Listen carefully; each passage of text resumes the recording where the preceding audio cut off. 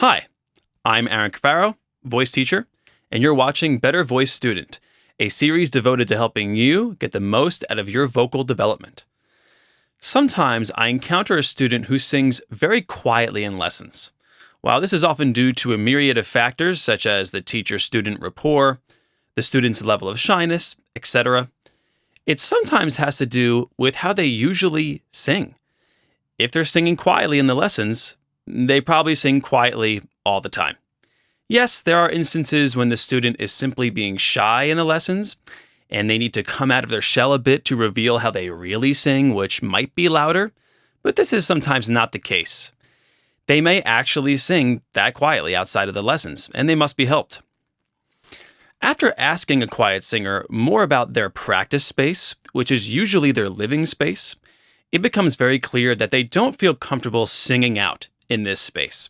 They're often concerned about neighbors, which may be in-the-house neighbors, such as parents or siblings, but also actual neighbors for people who are living in apartment buildings or connected housing.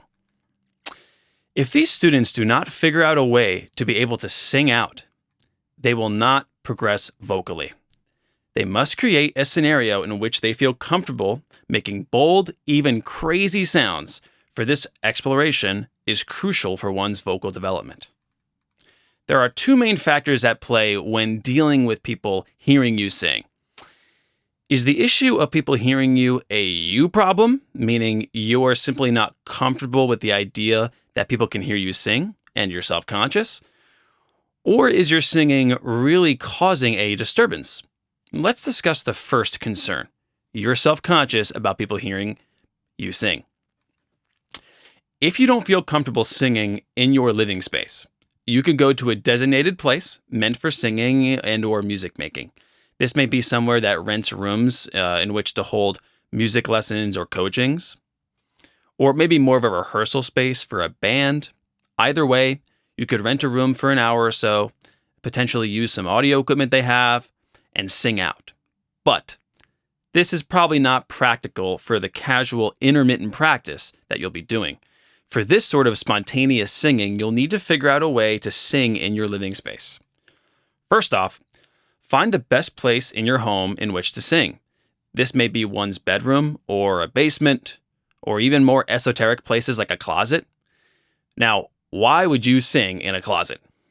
Well, a closet is typically filled with clothes, which will help to absorb and deaden the sound, making the singing seem much quieter to others in the home.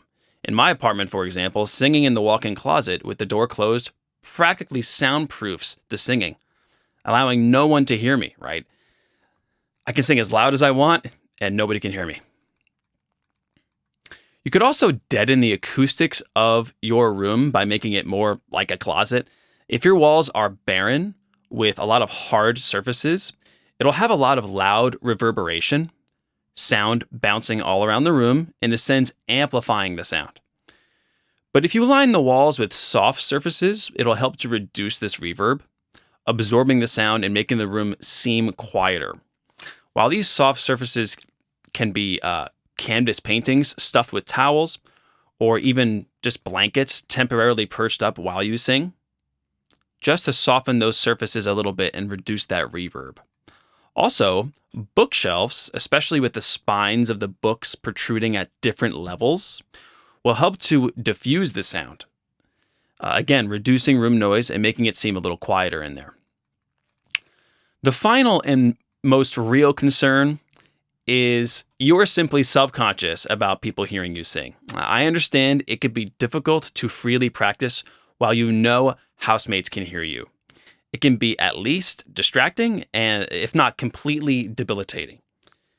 But you must navigate this, because singing quietly under your breath so that others can't hear you will not work.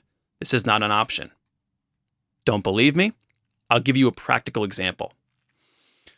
Let's say you're learning how to belt, which involves singing high notes with very thick vocal folds.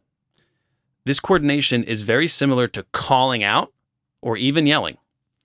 Singing high notes with thick vocal folds will be loud, or else you're not doing it, you're not belting.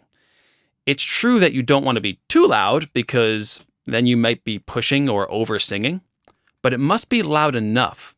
For the way you sing loudly is by thickening the vocal folds. If you don't sing loud enough, the vocal folds won't be thick, which means you're not belting. So right there is an example, a practical example of why you need to be able to sing out loudly in your space.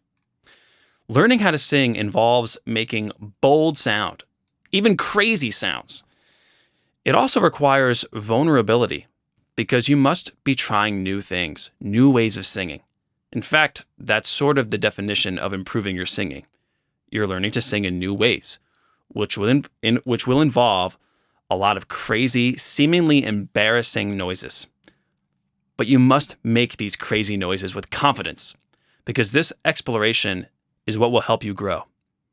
In fact, it's a requirement. Well, that was my talk on why you need to sing out. I'm Aaron Cafaro, and I'll see you next time.